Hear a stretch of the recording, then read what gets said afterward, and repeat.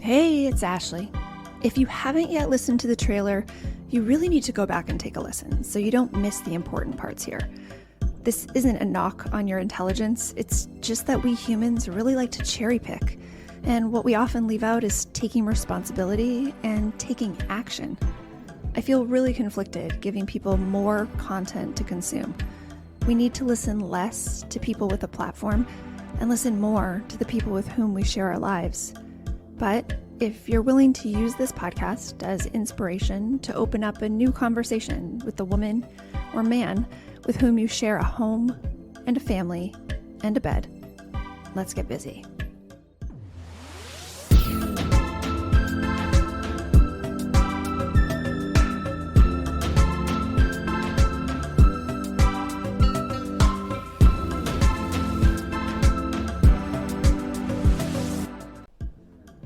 Hello, here we are, episode 2. We are going to start with a question from my DMs. I got a question this past weekend from a man who was in the hospital. What he said was that he was in the hospital for something non-specific, but it was partially related to not getting enough sex. Okay, so immediately I'm thinking, all right, something around about his anxiety, he's having, some struggles with mental health, maybe it's manifesting in physical symptoms. Because there is no medical condition that is the result of not enough partnered ejaculation. That's not a thing. So immediately I realized, okay, wait a minute. His mental health and his emotional connection with his wife is a struggle here. Now, I jumped to that really quickly, but I just want to back up for a second. And I want to be super clear. Sex is something we do with our bodies, yes, but it is not a physical need. It is not a physical need, regardless of what you've been told or what you tell yourself. The reason we want to have intimacy with our partners is because it makes us feel good emotionally. Now, if you need the endorphin rush of ejaculation, I'm pretty sure you can take care of that on your own. And even if you are someone who climaxes without ejaculation, hey, like me, yeah, I've been able to take care of that on my own for a really long time. We do not need our partners in order for us to feel sexual satisfaction in our bodies. The reason we reach out to our partners for intimacy is because we want an emotional connection. We want to know that we are needed. We want to know that we're wanted. We want to know that we are loved, that we are enjoyed. Looking around at the physical needs you help your family meet, and then putting sex at the top of the list for things you would like in return is not unfamiliar. Putting your emotional needs in front of the needs of others is something that kids do all the time. It's something moms are used to. So if you're wondering why your wife doesn't find you as sexy as she used to, we may be getting warmer.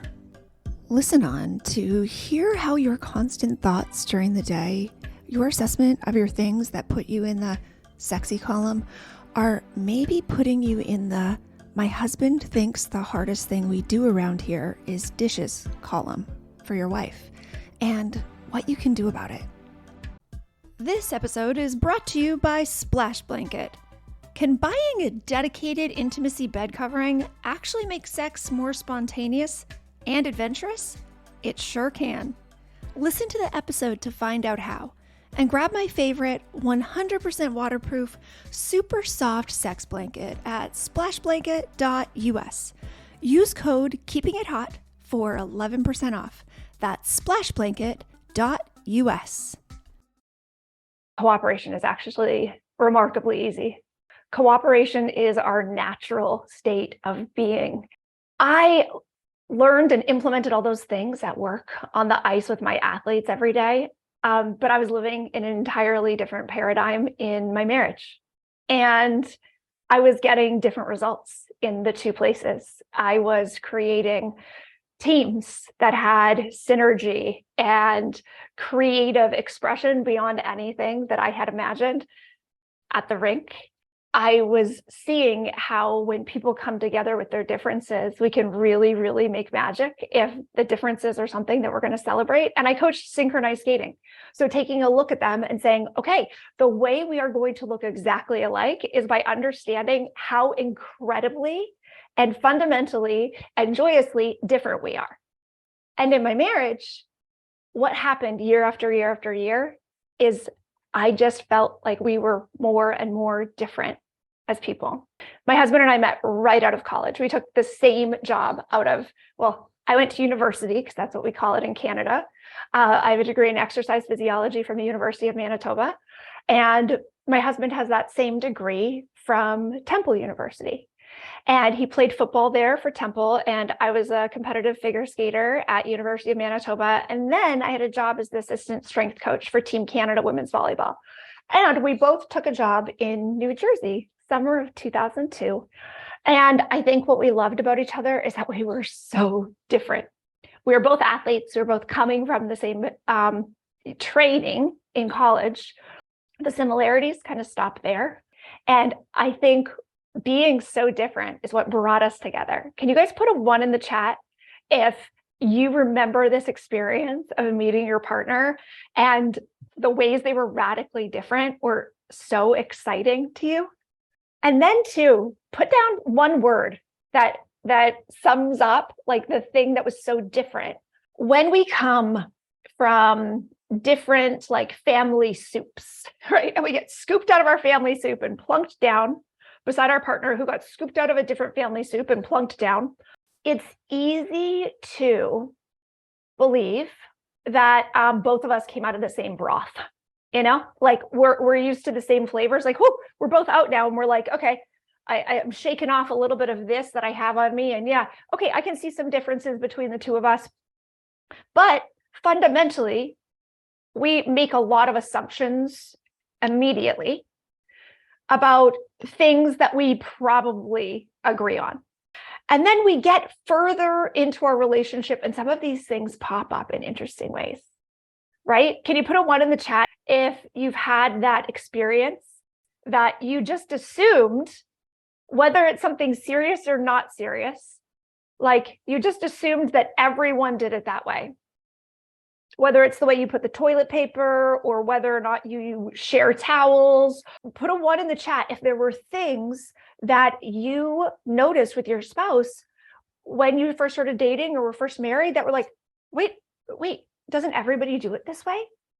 I think that there are so many variables in every transition and change in our lives. The more that we can reduce the number of variables in a situation, the smoother that transition is going to be.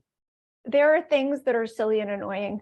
And then there are things that feel like, oh, wait, that's maybe something that we should stop and talk about, whether it's like religion or politics or something fundamental or something about raising your children or going forward in your family. Like, whoa, that's something that would be a deal breaker for me.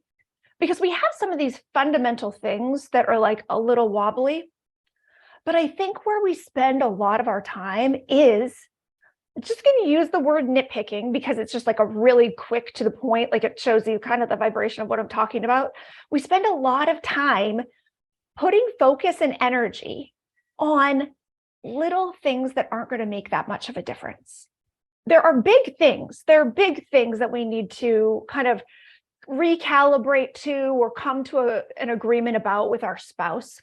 But most of the things that we focus on each day that cause us some separation from each other, okay? And to just define what I consider separation from each other to be, that's when something happens that makes you less likely to reach out for the hug, less likely to reach out a hand to help, less likely to have goodwill. Okay, does everybody have a list of things? Put a couple things in the chat here that when your partner does them, you feel better and you feel more inclined to help them. And it like ramps you up. It like moves you up the emotional ladder towards a better feeling state. There are certain things that our partner does or our kids do that make things like, usually for me, it's when they make things easy for me, that I feel better and more supported and more confident. I can just have more fun, and I'm a lot more fun to be around when I'm not panicked and making sure we check every box, which I'm sure you all are too, if that's the state you go into when you get anxious. So when we have these little things that help us feel better about being with our partner, usually we have a lot of other things too that when our partner does them, we feel really annoyed. And then there are these things that when your partner does them or forgets to do them, how do we feel? If you're like me, instantly you feel disappointed, frustrated, or disrespected, right? What are some other feelings we get, even from the littlest thing? Because we think if we've asked them before to do it, then if they ever don't do it, it's that like that they are saying what? It's like they are saying that they don't care about us. And what I want to invite you to consider today is that we all have different ways of seeing the world and different ways of doing things. And the fundamental reason that someone else doing something a different way than we expect rubs us the wrong way is because we feel unsafe. We are constantly looking out into the world and comparing other people to ourselves and other things to the things we have. What we are doing when we are looking at someone and then making a determination whether we're better, worse, is we are assuming a binary in every situation, better or worse. Two options is usually what we encounter when we are looking out into the world and we're comparing ourselves to other people, or our things to other people's things, or our lives to other people's lives, or our opinions to other people's opinions, or our values to other people's values. All day, we are playing a game in our mind, like a computer, clicking back and forth two numbers all day. Do we ever get more autopilot than that? I think that bringing awareness to that habit that we all do every day, some of us have different flavors to it. And some of us might be like, I'm worse. And some people might be like, yeah, I'm better. All of us have the same repeating pattern inside of us that we play through every day. If we want to find people we're better than every day, we're going to find them because we know where to look. Because that is our default. I have to feel superior. No, inferior, superior. That's got to be my ratio every day. We are creating our situations and we are scripting in our minds meaning from what other people say and do around us to match that code of better, worse that we have, that we're programmed to feel. Do you look for ways to feel better or do you look for ways to feel worse? Neither one has more virtue than the other, honestly. But it will tell you something about yourself. It'll tell you what situations you are putting yourself into and how you are shaping the situations and results that you get, and even the behaviors, how you're interpreting the behaviors of the people around you in order to keep yourself at that set point of not actually feeling very good. When we're going better, worse, even if we're like better, we might start feeling a little better. But what's that fear what around the corner? Are you not going to be the superior one in that situation anymore? We have a fear of both. It's exhausting in our own minds. What is possibly more exhausting is that the people around us who are trying to love us, a lot of times their love doesn't get through because we are in a cadence, we are in a rhythm, we are in a habit, we're in a routine. We're habitually looking at the world in this way. And so we miss the really beautiful, loving things that they're doing for us. That hurts. If you're that person giving and it's not received, that hurts. If you are the person who feels like they are never offered any love, that the fact that you can't see it and feel it and receive it, that hurts you too. Here's what I think happens when we're growing up. When we're little, when we're like really little kids, right? One of my coaches, Kathy Heller, just used this example a few weeks ago at a retreat that she led. And she said, listen, all of us are really running on a program and running on autopilot and running on patterning and conditioning that we are super unaware of. Okay. And she said, think about it like you have a tape recorder from the time you're born to you're 7 years old, and you just hit record as soon as you're born. And then you just are recording everything that's happening around you until you're 7. And then you just plug that into your brain, and that's how you think the world works.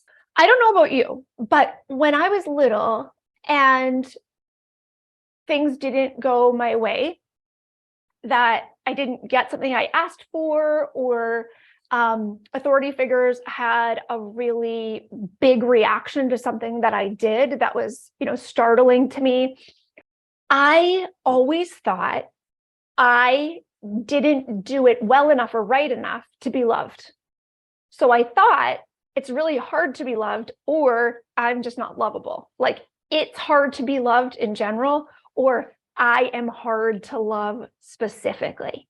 If you had a more nurturing childhood and those aren't the struggles that you have, then I at least want you to look to, like, how many people do I know who have that? Because it's just really part of the human experience that we don't think we're good enough the way that we are. And when we don't think we're good enough the way that we are, we look for evidence of that everywhere. Because the way that we stay safe is to know when we're coming toward that line, right? When we know, like, oh, I'm not just naturally lovable and good the way I am, so I need to alter my appearance, behavior, speech, fill in the blank. I need to alter something so I stay good enough, like just keep your head above water. So we're always looking, we're always like reaching for the edge of the pool. Like, how close is it? How close is it?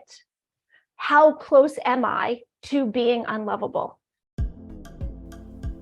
They say you can't teach an old dog new tricks, but in the bedroom, there's always room to learn. Show your willingness to try new things with the After Dark workshops. They're private, recorded, guided pleasure practices from trained tantric coaches and sex therapists. Go to keepingithot.com for our single workshops and bundles. Topics include oral and manual for him, oral and manual for her, intro to dirty talk, intro to squirting, secrets of female pleasure, control your ejaculation masterclass for men, and more. Workshops start at $25. It's the cheapest and sexiest date night you can get. Check out the After Dark workshops at keepingithot.com. So there are a couple ways that we try to get this answered with our partner. One of the easy ways is to poke at them, to poke and just go, wait, am I lovable? What about when I do this? What about when I poke there? We have the ability in any moment, any moment, instead of swirling around in our own judgments, in our own better, worse, am I loved, am I not? Instead of just soaking it all in like a sponge and going, ooh, I feel a little heavy.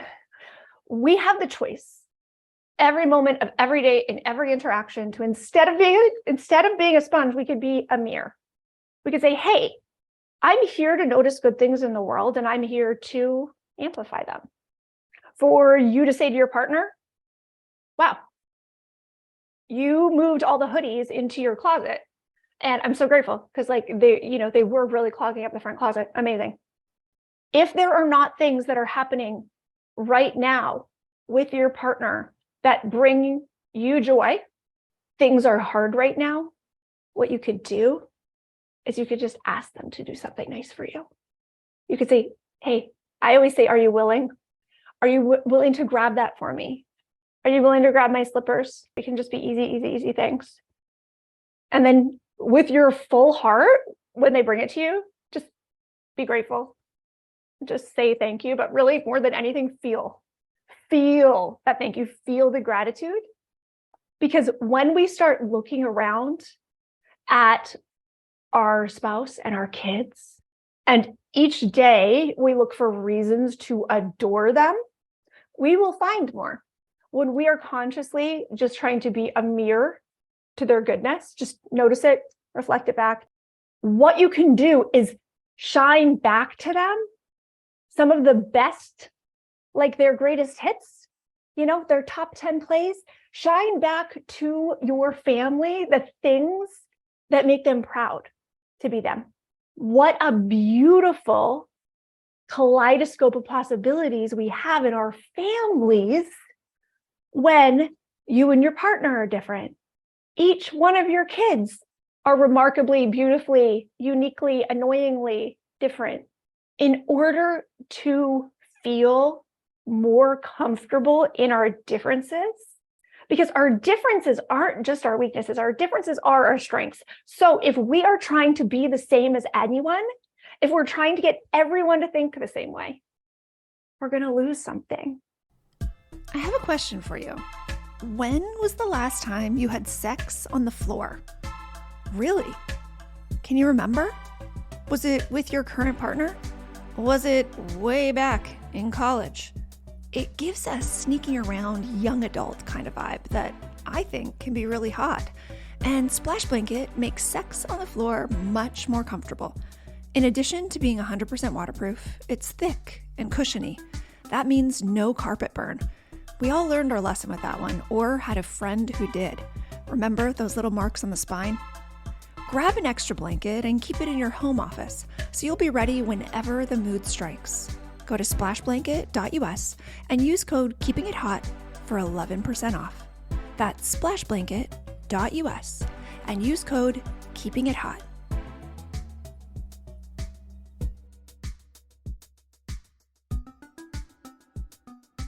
What we need to do is look at our differences and go, this is why it's so good we see things differently. It's so good with your spouse for increasing connection, for getting what you want, for having conversations.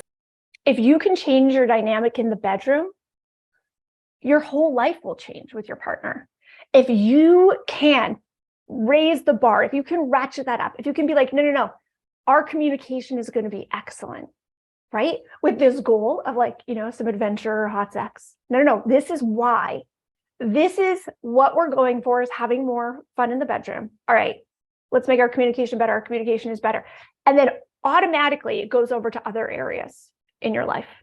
It goes over to other areas in your life, and you're going to be communicating, you're going to be working as a team. What you are doing is you are creating an environment where you are safe being different, where it's safe to disagree, where it's safe to not have the same perspective as somebody. This is why we get so scared of not being right, is that we think if someone else's opinion proves to be more viable, has greater confidence behind it, and we actually switch opinions, we are so often worried that actually makes us inferior. Have you ever had that experience? That you're afraid? Put a 1 in the chat if you've ever been afraid to change your mind because of what it would mean about you. Not only have we been taught by our families what's right and wrong, we've been taught by our families that the way we think makes us better. So when you are in a marriage with someone who doesn't agree with you, that can create a power play really quickly. Because what you're asking yourself is, am I better than them? Are they that much worse than me? Are they better than me? It becomes this power play instead of the attraction and the chemistry, because you felt like you were on an even playing field.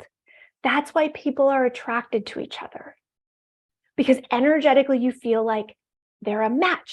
The first moment that we saw that person, or the first moment that we really saw them as like a potential mate, right? Because maybe you're friends for a long time, but then they drove you home after a party and this happened and that happened. And then you looked at them and you were like, oh, hey, I see you.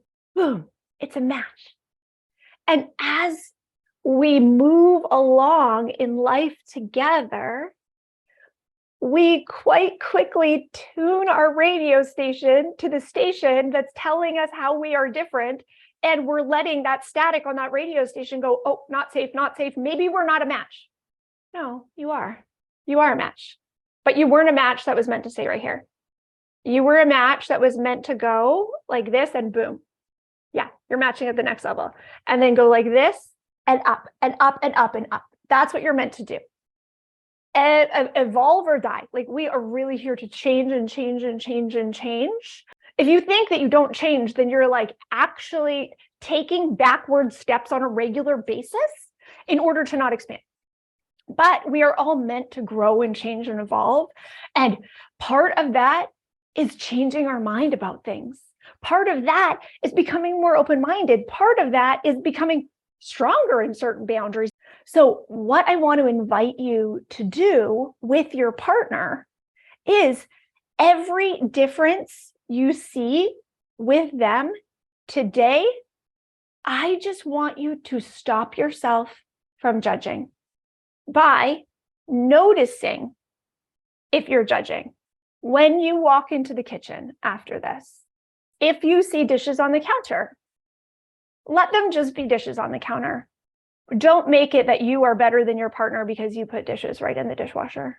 If the laundry is a big mess, let the laundry be a big mess. And if you want it redone, ask your partner to redo the laundry. But do not make it because you are better than them or they are inferior people in any way because they didn't put the laundry away the way you wanted it to be. We can actually get what we want more easily with more love, more care, more cooperation when we drop the having to be right superiority part of it. If you really, really want to get what you want in your marriage, don't hang your hat of, yeah, because then if my husband helps with this and this, then that means I'm respected. Then that means I'm loved. Then no, it doesn't mean anything. Let's let it not make anything mean anything and go, I want to connect with you. I want to see the best in you. I want you to see the best in me. And in order to do that, in order to get more of what you want, we have to loosen the grip on it just a little bit. A lot of us just want to be better than other people. That's what I want you to ask yourself.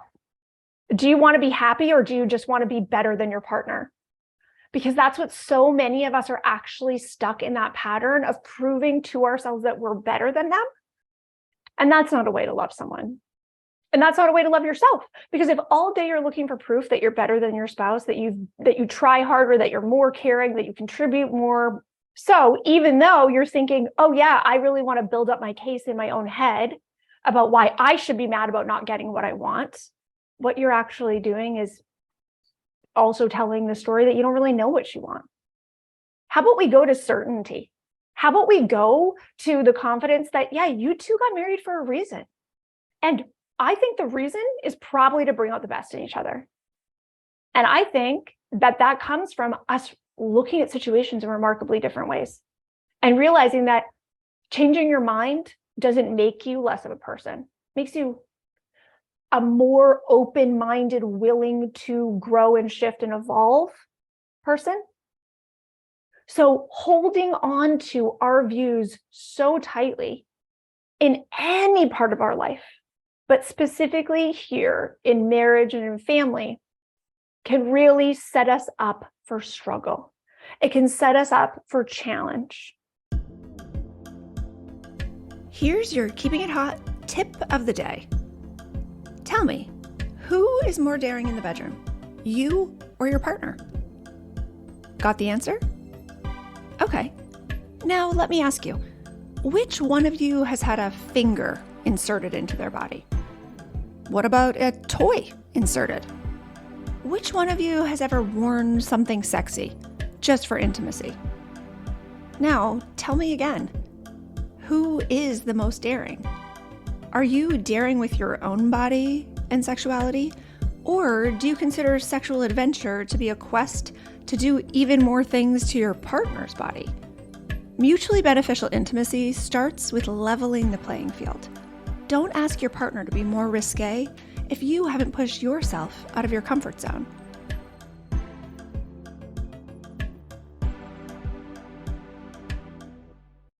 This is the invitation for the next 23 hours.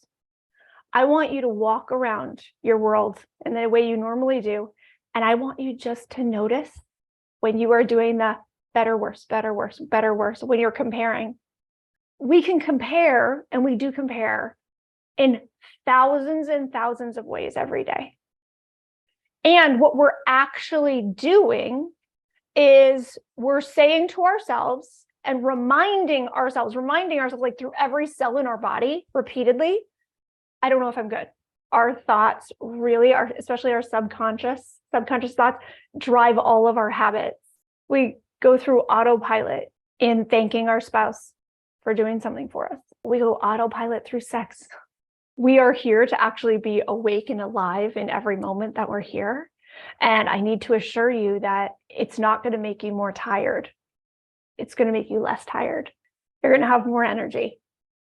You're going to have more creativity. You're going to have more patience. You're going to be more playful. You're going to want to have more fun, because instead of constant comparison fueled by fear, that comparison is always fueled by fear. Because what we're really looking for is confirmation that we're actually awful. When we are letting ourselves observe our world and not having to figure out how we measure up, we open up so much more potential for connecting with ourselves and other people. I'm going to take this one step further. When you look at those things and compare those certain things, whether it's attractiveness, body shape, finances, time off, parenting, when you compare yourself to someone else, what do you think it means about you if you're better? And what do you think it means about you if you're worse? When you compare yourself to other people, when you rank as better, what do you think that means about you? What do you tell yourself? And when you rank yourself as worse, what do you tell yourself? Every one of us has enormous blind spots. With our life experience and the way that we're looking at a situation, we cannot see the big picture. Then what we do is we have to drop our superiority, that we would never do that because there's something that makes us better than them. And for a lot of us, it's that superiority is like the only thing that helps us feel safe for a period of time. And so we may not be ready to put that down and actually feel compassion. The way I feel compassion is I imagine myself taking the steps, following in the footsteps of somebody doing something I said I would never do. And I see myself just very quickly going like, oh, and that's how I could get there. And then that's how I could convince myself of that. And there you see how it snowballs. You see it's just one, it's not, oh yeah, I'm going to be a horrible monster and leave a wake of terror and destruction. That's not it. We don't get there from there. We get here from, oh, well, that feels okay. We justify things to ourselves. We make things okay for ourselves every day in a million ways. The human state we're fragile, right? It's a dangerous world. It's a dangerous world. There are a lot of things that can hurt us physically and emotionally every day. And with that truth, what we do is we stay in this binary of comparison so often. What we need to do is just turn off that channel. Okay. So it's like comparison channel, and you're like, oh, hi, I'm just going to see the good in you. Mirror. I'm just going to be a mirror, not a sponge. I'm not going to be a sponge for everything that's coming in. I am going to be a mirror for the good that I see in the world. When you change what you do, other people reflect back to you in a different way. This is what I want to invite all of you to do today. When you are noticing that comparison, just notice. And what we want to do is just switch to the other channel of like, actually, I get to notice the good instead of bad, good. How about I just turn to the good news channel? Oh, this person's really kind. That dinner was really great. Let's get off that comparison, right, wrong, superior, inferior, and go to let's notice the good in the people around us. This episode is coming to an end, and I don't want it to finish before you take action. Take a screenshot of this episode and text it to your spouse. Let them know you're thinking of them and how you can better your relationship. If you both need a little hand-holding, grab Keeping It Hot, the workbook, for fun, low-pressure conversation starters to get to know each other on a whole new level. Or if you want to rip the Band-Aid off, if you want your dynamic with your partner to take a leap forward while you also dig deeper and fast, read Swing. The audiobook is on Audible, and I narrate it. You can also request the paperback or the ebook from your local library. Whatever action you decide to take, be proud. It takes courage to move the plot of your story forward, even just a little bit, and small steps every day really do add up. Keeping It Hot with Ashley Renard is a production of Manitoba Woman Media, produced by Elizabeth Krause. Original music by Echo Drop. Production assistance by Lauren Petraglia.